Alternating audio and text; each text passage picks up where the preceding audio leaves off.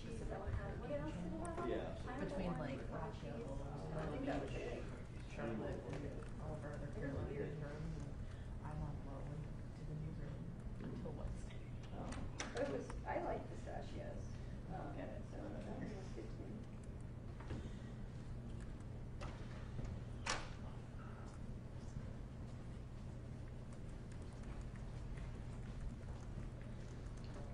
I think if my brother lived here, he'd be in trouble at the neighborhood bar that he went to last night. He liked it a lot. The Apersboro and Garner. It's good people watching it. Real good. I like it.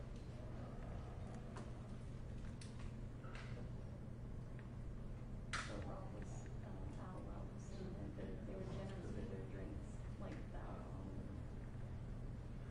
And that's so good. The big boss must not have been there.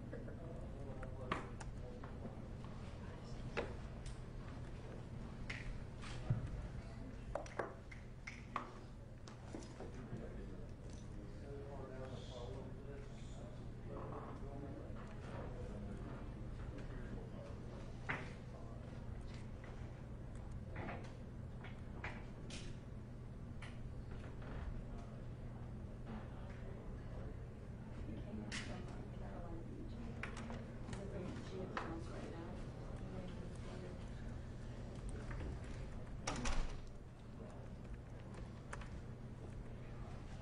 I'd like to get down there and look at them.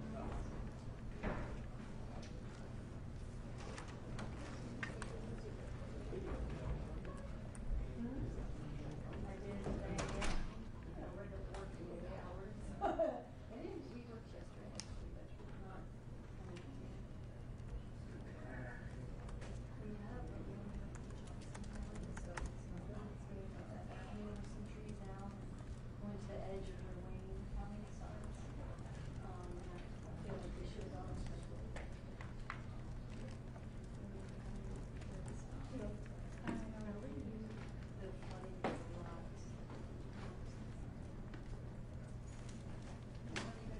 Or you guys stuck here again? Since Wednesday? So the local she started. She started. How many shirts do you have? How many shirts do you have? I have a massive collection.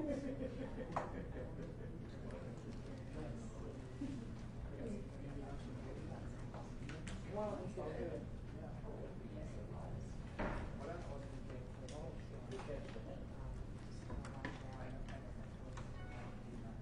I love it.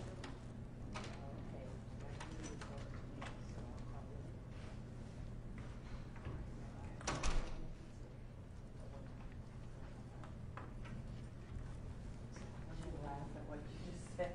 She was irritated. Please. She's got a laugh on her. My husband and I had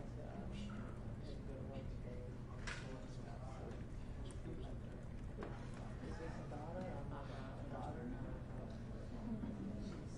She's how old is she? Well, I told her she started every day of the week. She was starved all day. Yeah, she doesn't know what started because I know.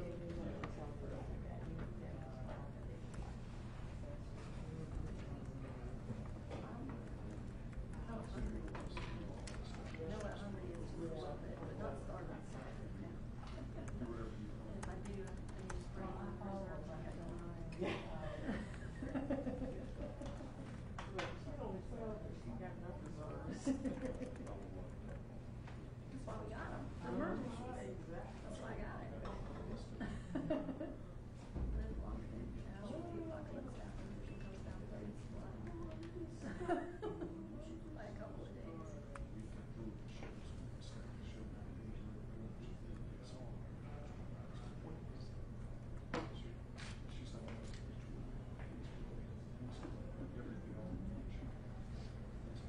At your retirement, I have all these pictures that you're going to be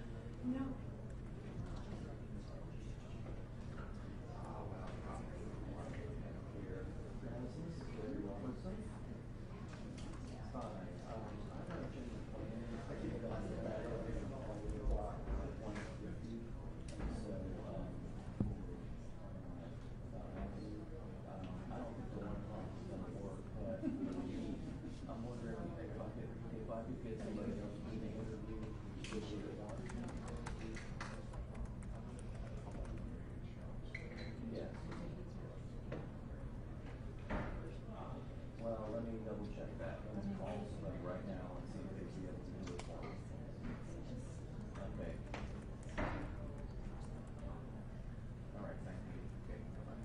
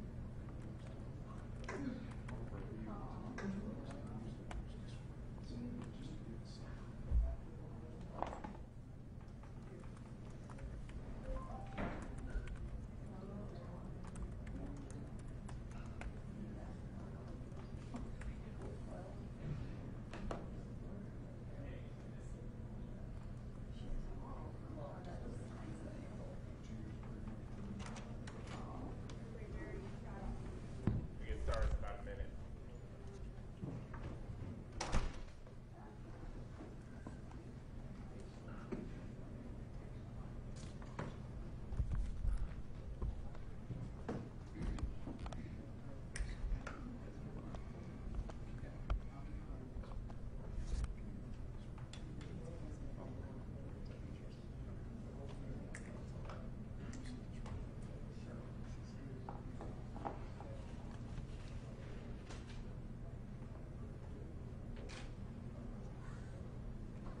I'm sure that's lovely.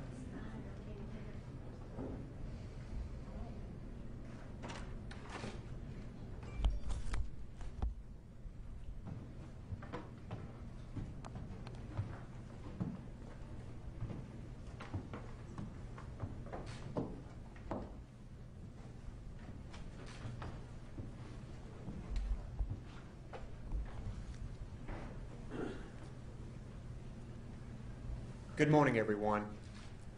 The crisis in North Carolina continues. Catastrophic flooding and tornadoes are still claiming lives and property. My most important message is first. For many parts of North Carolina, the danger is still immediate. Flood waters are rising as rivers crest, and they will for days. Now, I know people are eager to get back to work and back to school. And many of you are even seeing the sun for the first time in days. In western North Carolina, things are looking better as most of the rain has moved out and the risk of rock slides and mudslides has decreased. However, many roads, particularly in eastern North Carolina and the Sandhills to Charlotte, remain extremely dangerous, and others are being added to the list. I urge you, if you don't have to drive, stay off the roads, particularly south of US 64. Don't drive around barricades. We're seeing this happen now, and the result is not good. Listen to evacuation orders. Be safe and wait this out. Here's some updates. As of this morning, North Carolina has 17 confirmed deaths due to this storm.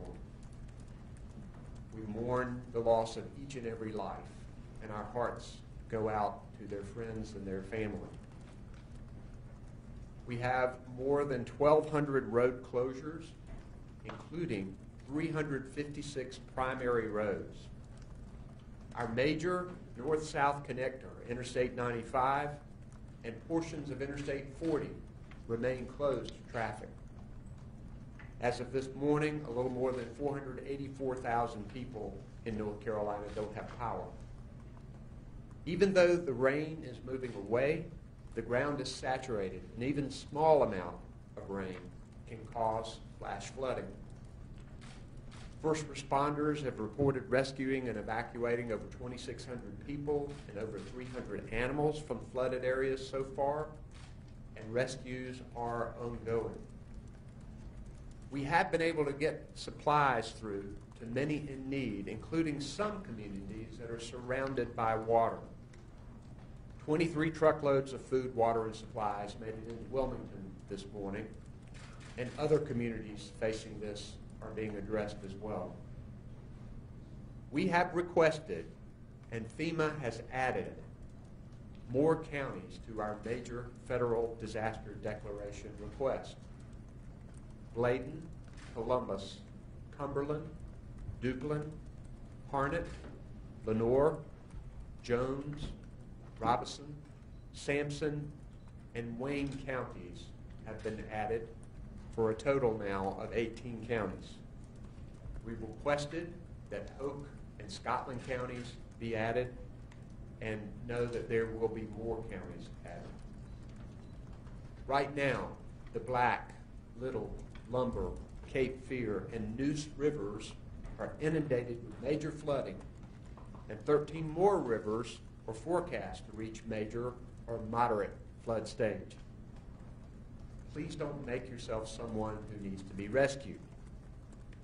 Again, stay off the roads in much of the state, especially south of US 64 and east of Interstate 73-74. Many roads in our state are still at risk of floods. Roads you think are safe can be washed away in a matter of minutes. And if you must drive, don't drive on flooded roads. Just a few inches of water can sweep your car away. And again, don't drive around barricades. Be alert for sudden flooding and be prepared to get to higher ground quickly. Pay close attention to flash flood warnings and follow local evacuation orders. I tell you, there are so many heroes throughout our state to thank this morning. The rescuers who are risking their lives to pull people from floodwaters, the law enforcement, firefighters, first responders who are working around the clock, the nurses, the doctors, the pilots, utility workers, all the volunteers. From the people of North Carolina, I say thank you. We remain grateful to the volunteers who are providing safe shelter for the more than 14,000 evacuees in 110 shelter locations across the state right now. Kristen and I visited the new shelter at the University of North Carolina, Chapel Hill, yesterday, and it was encouraging to see the resilience of the volunteers and the residents there. To the members of the media, I want to thank you for the work that you are doing in getting critical information out to people. We appreciate that. Please continue this message. We've been preparing for and living through Hurricane Florence for more than a week now. But this remains a significant disaster that affects much of our state. The next few days will be long ones as the flooding continues. Our emergency management experts and thousands of rescue and recovery personnel are on the job. This is what we prepared for. And we have new supplies and personnel coming in every hour. We, the people of North Carolina, will get through this. If you have an emergency, dial 911. For other help or resources or information that you might need, dial 211, or for the deaf and hard of hearing, 888-892-1162 for those using video relay services. And I'm thankful for Monica McGee providing American Sign Language as interpretation. I'll now recognize Mike Sprayberry. Thank you, Governor. My name is Mike Sprayberry, the Director of the North Carolina Division of Emergency Management. Good afternoon. The State Emergency Operations Center remains activated at a level 1 on day 8 of the Hurricane Florence response. I want to thank all of our federal, state, private sector, and volunteer partners, but I want to especially thank our local partners at the county and municipality level. We know that you have borne the brunt of the Hurricane Florence response, and you're still right there in it at this moment, so thank you so much. Here at the state, we continue to be engaged in large-scale search and rescue operations, and we continue to push out resources like commodities, generators, firefighters, law enforcement, North Carolina National Guard, Highway Patrol, to our county partners as requested. There are over 1,200 first responders performing wide area searches with 233 boats throughout the state. There's also major aviation search and rescue operations being conducted, as well as general support aviation operations to bring in supplies for places that are cut off by water. We're also currently working with our outstanding volunteer partners from the American Red Cross, the North Carolina Baptist Men and Women, and the Salvation Army to set up mass feeding kitchens. We expect to be serving hot meals today. Shelters also remain a top priority, as you heard the governor say, and we are engaged in mass sheltering operations with approximately 14,000 occupants. We're also working with our federal partners to make sure we've got good temporary housing solutions once we move folks out of shelters and we find that we have a need for it. As a reminder, it's important to note that all 911 centers are operational. When you call, you may be answered from a 911 center in another county, but responders will be dispatched from your county as normal. This is how the 911 backup system works. As you know, significant flooding is occurring and will continue to impact in the coming days. That's important to remember. Even when you see the sun out, rivers are still cresting.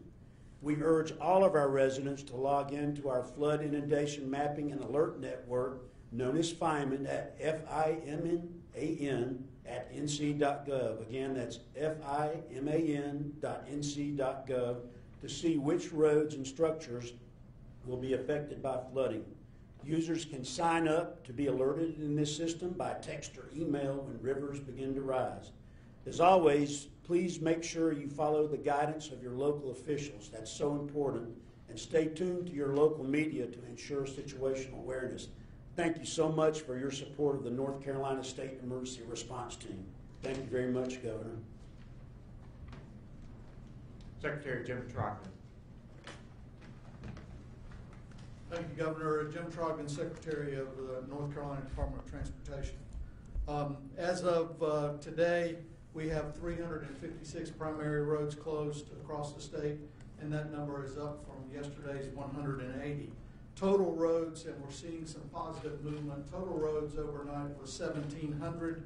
That's down now to 1,197, but that also includes secondary roads across the state.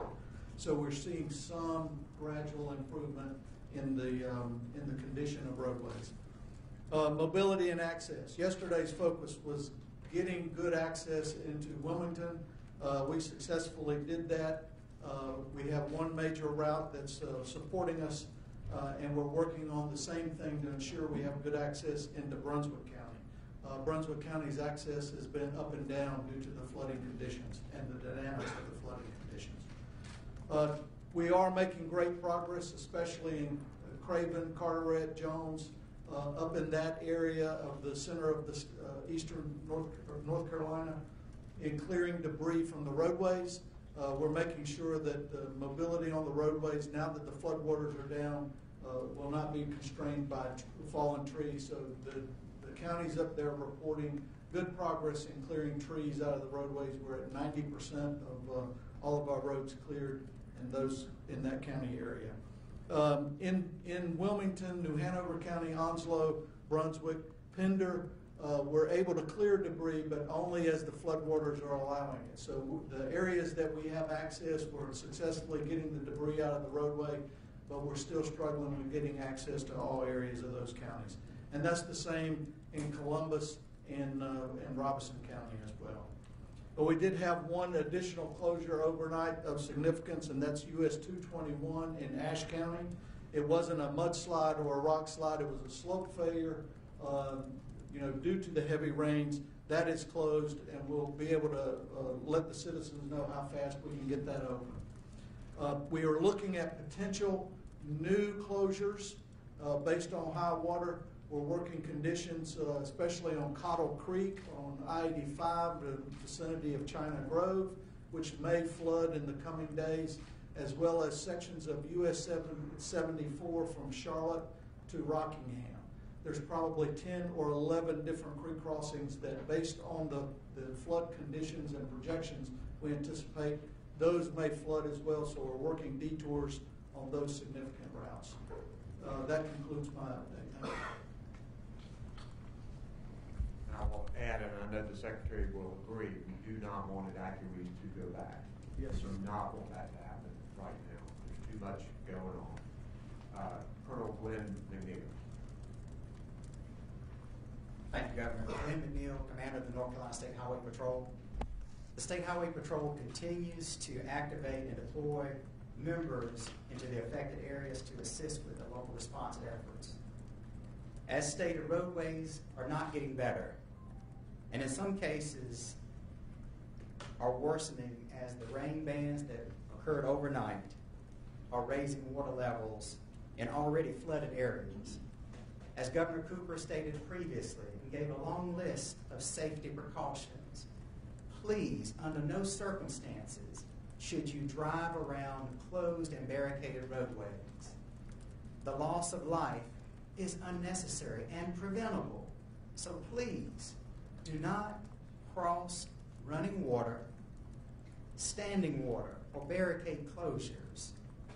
You're putting yourselves in harm's way and also the first responders who are coming to attempt the rescues. The media, thank you for helping us get that strong public safety message out. Just because the storm is moving out in your area, hazardous conditions still will continue for days to come. We continue to work with our excellent DOT partners, monitoring I-95, I-40, and also our U.S. routes that serve as primary thoroughfares to bring help and supplies into the affected areas. Overnight, our troopers responded to 99 collisions and 207 calls for service, which primarily involve road closures due to downed trees and flooded roadways. We'll ask if you have to travel, before doing so, visit your local media and also visit drivenc.gov before you travel, so that you have the most up-to-date travel information. This concludes my brief.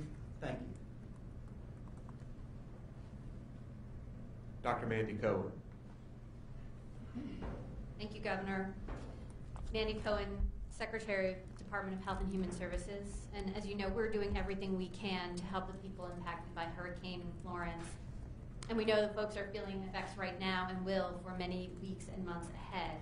So one of the things we are working on at the department is providing as much flexibility in our programs that help our citizens here in North Carolina as much as we can. So the first we're announcing today is some flexibility that our department is implementing in coordination with the U.S. Department of Agriculture. These flexibilities are around the programs for food and nutrition services. These are going to help everyone in the state. They're statewide temporary flexibilities that apply to all 100 counties and the more than 600,000 households who are enrolled in the food and nutrition support programs. So beginning today, North Carolinians will be able to purchase hot food, including food prepared for immediate consumption from authorized electronic benefit transfer realtors using their EBT cards. All authorized EBT vendors in the state have been notified of this change, and this change is effective until the end of October. This is going to help families who are not able to prepare food at home due to displacement or to power outages, but we want them to still have access to warm meals. Customers should inquire first with the store to make sure that they can process hot food purchases, but this is a good step forward that folks can right now go to those vendors and get hot food.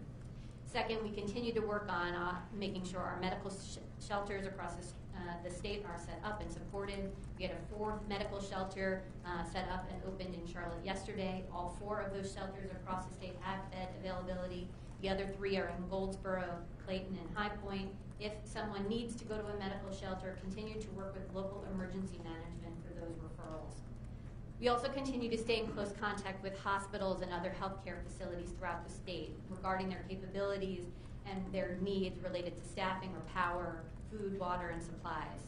We know folks are stretched. They're doing everything they can to meet the needs of their community. They've been staying in good contact with local emergency management officials when they have issues, and we continue to gather that information and respond to those needs. Next, we're also established a disaster distress hotline for anyone needing crisis counseling or experiencing emotional distress related to the hurricane.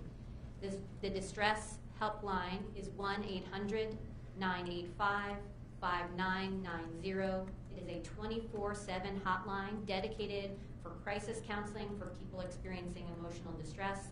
Again, that's 1-800-985-5990.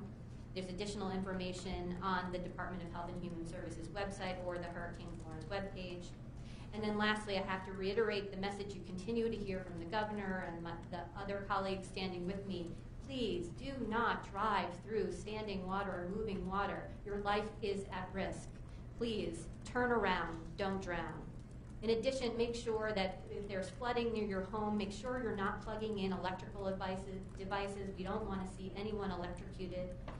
We also make sure not to be using your gas-powered generators or outdoor grills inside your home due to carbon monoxide poisoning.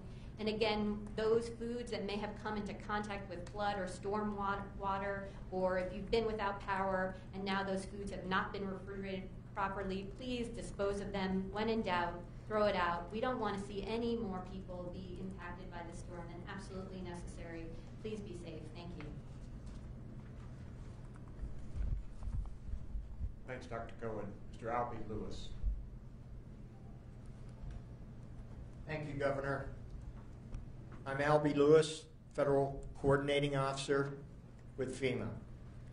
From the start, we have had 2 incident management assistance teams working directly with the North Carolina Emergency Operations Center, conducting logistics, operations, and planning. Currently, we have well over 350 folks right in the Raleigh-Durham area working in support of the state. And we have approximately 2,000, not only in the state, but spread back to Atlanta and up to Washington, D.C. in support of operations. Last night, we assisted and pushed forward an additional 85 ambulances for patient evacuation and movement from facilities. We are also supporting pharmacy support for the ambulance fleet. We are coordinating medical providers for those shelter operations in Charlotte. Currently, we have 5 health and medical task forces, 2 rapid deployment forces who are providing support to all the medical needs in central and eastern branches. Mr. Sprayberry talked about the urban search and rescue teams. Many of those came through the EMAC. We are also providing an additional 800 federal urban search and rescue personnel who are deployed here in North Carolina with swift water rescue capabilities to augment those local fire support facilities and teams, and they've supported over 700 rescues. We have 4 disaster medical assistance teams and 3 national veterinary response teams, and they're staged in the western and central branch to prepare for those additional impacts. We have 5 pharmacists supporting the pharmacy cache and staging in preparation for post-storm public health requirements. And then finally, our United States Army Corps of Engineers is supporting power restoration and conducting assessments on critical infrastructure to provide generator support where needed. Thank Thank you. Thank you, Albie. We're getting a lot of calls that people want to help. There are a lot of wonderful charities that are helping. You can also contribute to the North Carolina Disaster Relief Fund at governor.nc.gov. We have a number of experts here who are working as part of this team in the disaster response, and we will be glad to answer your questions.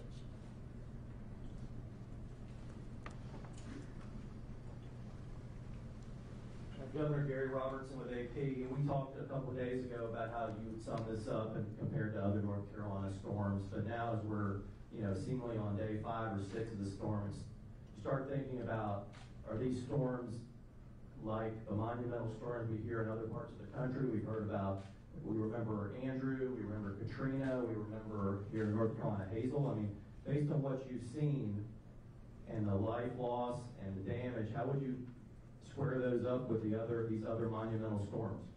This is an epic storm that is still continuing because the rivers are rising in certain parts of our state. Some areas have not seen the worst flooding yet. So this is a monumental disaster for our state that affects many of our counties, many of our people. We're going to be going through an assessment here over the weeks and months to be able to quantify the magnitude. But already we have 17 people who have died. We hope there are not more. We hope there's not another life lost. But we know that raging rivers are still out there and more lives can be claimed. We're all going to work hard. Governor Cooper, DeJuan Hobart with WTDD. Of those 17 that have died, does that include the one from Union County regarding the toddler? And then also President Trump coming to the state. Have you all connected yet? And do you plan to accompany him on his trip? First, I think, number one, the answer is yes, that it does include the toddler tragically died in Union County. I know our office has been in touch with the President's office, and they are working on some arrangements for that. We're going to have a number of federal officials visiting us, including FEMA Administrator Brock Long and Homeland Security Secretary Kirstjen Nielsen, and I'm sure there will likely be others as well. Hi, Governor. Debbie Elliott with NPR. As you've been coping with this crisis, are you gaining any insight into, how you live with water in this state, and are you thinking about planning for that, and also just the public resources needed to cope with something like this? We are going to have to be smart about our recovery and about our long-range planning. When you have 2 500-year floods within 2 years of each other, it's pretty clear it's not a 500-year flood. So as we approach recovery, both short-term and long-term, we will have to look at flooded property, work on mitigation and buyouts, and being smart about how we recover, and make sure that we're involving local, state, and federal officials. We're going to need significant resources to recover. There's no question about that. People need help immediately. So I will just tell you this, that is certainly kept in my mind, but our immediate concern is pulling people out of the water, keeping them safe, and dealing with the short-term emergency needs that people have. Travis Sam with WRAL. Can you give us some details about how you're able to get in and out of Wilmington? What went into that? Is it just high axle trucks that can get in and out right now? So either Mike or Jim. Yes, sir. We have one limited route into Wilmington, and it is clear. So our DOT crews, supporting elements, are all using that route. But it is one route that, based on what's going to happen over the next few days, we don't have a 100% degree of confidence that we can sustain it. So it is open today, and we're pushing supplies as hard as we possibly can with the plan that it may not sustain us over the next week. Can you tell us though how you opened it? If you had to, did you have to do some construction or? No, it was all high water going down and debris getting out of that road. So a combination of getting the trees cut, utility crews helping us get the power lines out, and then getting and letting the water get down below the pavement level. And you able to get normal vehicles through there, or just All of our vehicles can go. I'll emphasize again, this is another point why we don't need evacuees going back. We've got one limited route into Wilmington, and it's being used for supplies and necessary emergency material and utility workers and law enforcement, and we don't need people going back right now, particularly when this route may disappear tonight.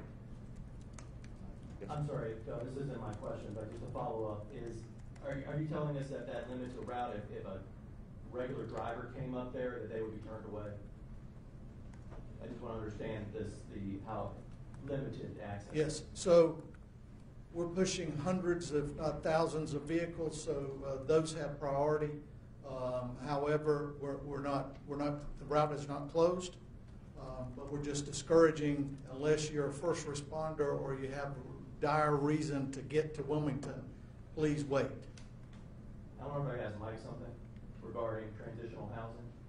We know that there are, hotels, and there's a lot of rural areas that don't have hotels, and those where a lot of people are going to be struggling. What are you going to, have you thought about and provide any details about what you're going to do with people who are in rural areas, but there really isn't enough hotel space to set them up for weeks? Right, so there's also other programs where the disaster survivor can actually move back into their house and begin to do some minor repairs that will be covered, and we're looking into the possibility of maybe getting some travel trailers too.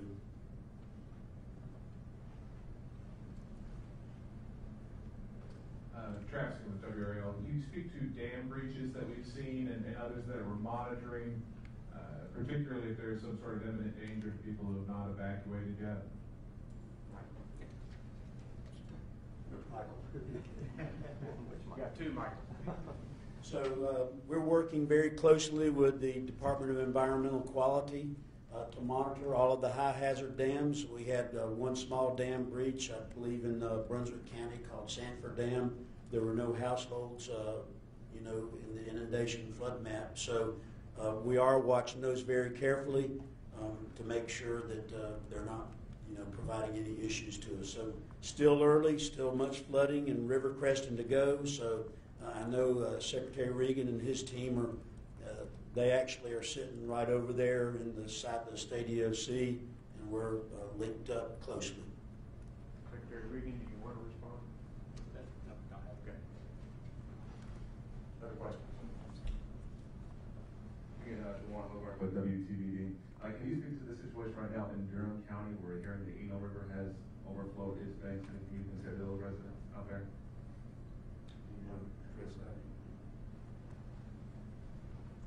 We'll get some information for you on that. One thing we do know, river flooding is dynamic and is happening all over the state as we speak. So we can get some information on that. Yes. Lauren Horsch with the News and Observer. I know Homeland Security Secretary Nielsen is scheduled to be in North Carolina today. Have you already met with her? And if you haven't, what are you planning to discuss, or what have you discussed with her so far? I will be meeting with her a little later in the day, and we will be discussing FEMA and immediate and also the setup for long-term needs. I have had an earlier telephone discussion with her. We know that we're going to need significant federal resources. They have promised them across the board, and we're going to continue our contact with them. And I think she's going to come and look at some of the storm damage as well as to meet with me today. And Albie Lewis and I will be going over a meeting with her.